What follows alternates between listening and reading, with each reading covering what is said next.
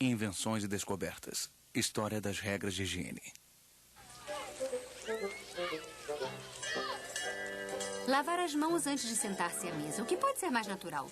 No entanto, este gesto tão simples só se impôs depois de uma longa tomada de consciência das regras elementares de higiene. Durante séculos, as cidades foram periodicamente tomadas por epidemias. Peste, cólera, varíola, tifo, lepra, tuberculose ou, mais recentemente, a gripe espanhola. Nas ruas ressoava o som sinistro das carroças que levavam os mortos para as grandes valas comuns. Vestidos com suas estranhas roupas protetoras, os médicos são incapazes de combater o flagelo. Quanto aos padres, estes recomendam a oração, pois acreditavam que só um castigo divino poderia causar tanto sofrimento. Estas doenças com frequência seguiam a rota do comércio trazidas às cidades pelos marinheiros e viajantes. Os portos são os primeiros infectados e, em seguida, uma a uma, as grandes cidades. Logo, a doença se instala nos subúrbios. Primeiro um morto, depois outro, em seguida uma hecatombe. As pessoas chegam a morrer aos milhões. Nestas épocas conturbadas, a morte torna-se um personagem familiar. Assume um rosto. Vive-se com ela. Um primeiro alento surge em Paris um pouco antes da Revolução Francesa. As pessoas se espantam com a excepcional brancura das roupas das lavadeiras de uma pequena vila à margem do Sena chamada Javel. Esta brancura é resultado de uma reação entre o sal presente na água do Sena e o oxigênio do ar. Em seu laboratório, Claude Louis Berthollet consegue reproduzir este fenômeno fabricando um produto químico que ele batiza de água de Javel, ou sanitária, cujas propriedades desinfetantes serão rapidamente reconhecidas. Em 1846, em Budapeste, o Dr. Ignaz Semmelweis é testemunha de uma situação dilacerante. Certas jovens preferem dar à luz ao relento na neve a se internarem no hospital numa sessão que elas chamam de maternidade da morte. O Dr. Semmelweis resolve investigar. Estas mulheres têm razão. A taxa de mortalidade nesta sessão é espantosa. E ele descobre a causa. Os estudantes de medicina responsáveis pelos partos passam diretamente da sala de dissecação, onde estudam os cadáveres, à sala de parto, transportando com eles os germes mortais para a mãe e a criança.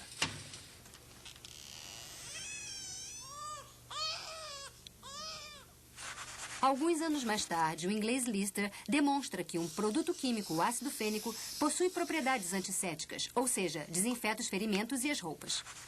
É o francês Louis Pasteur que demonstra que a maioria das doenças infecciosas são causadas por micro-organismos.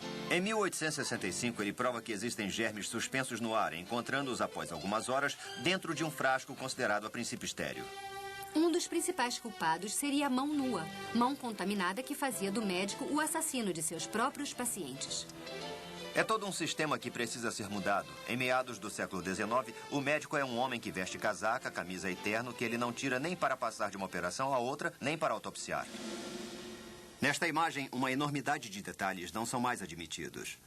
Roupas sociais, bocas ao ar livre que transmitem germes, assistentes que se amontoam ao redor do paciente e mãos nuas. O perigo se encontra mesmo à cabeceira do paciente. Felizmente, as regras de higiene hospitalar anunciadas por Pasteur acabam se impondo. As mãos são sistematicamente lavadas e cobertas por luvas estéreis. É um protocolo muito preciso que ele elabora. Instrumentos para asepsia ao alcance das mãos, assistentes afastados, máscaras e luvas, assoalhos de fácil limpeza. Nos aproximamos das condições hospitalares contemporâneas, onde as regras de higiene médica tornaram-se importantíssimas. Certas cirurgias, como esta em um bebê prematuro, exigem condições de asepsia perfeitas. Asepsia é a ausência de qualquer germe no ambiente do paciente. Mas o combate pela higiene não para às portas do hospital. A cidade mudou muito desde a Idade Média. Veja o exemplo de Paris. Ao final do século XIX, a capital se transforma, em parte por razões de saúde pública. O maior canteiro de obras urbano invisível aos visitantes é a criação de um formidável sistema de esgoto. O artesão desta transformação essencial para a cidade é o engenheiro visionário Belgrand.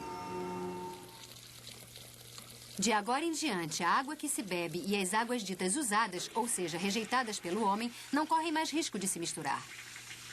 As águas de esgoto são conduzidas por canalização própria para fora da cidade, onde são tratadas.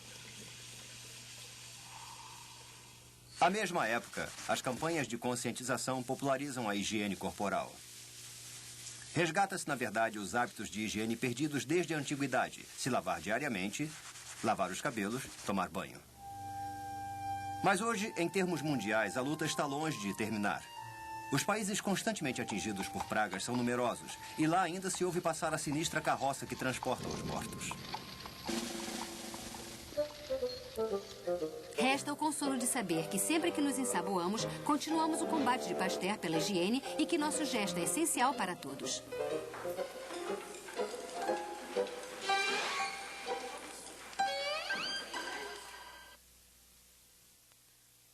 Distribuição Sinapse, versão brasileira Áudio News.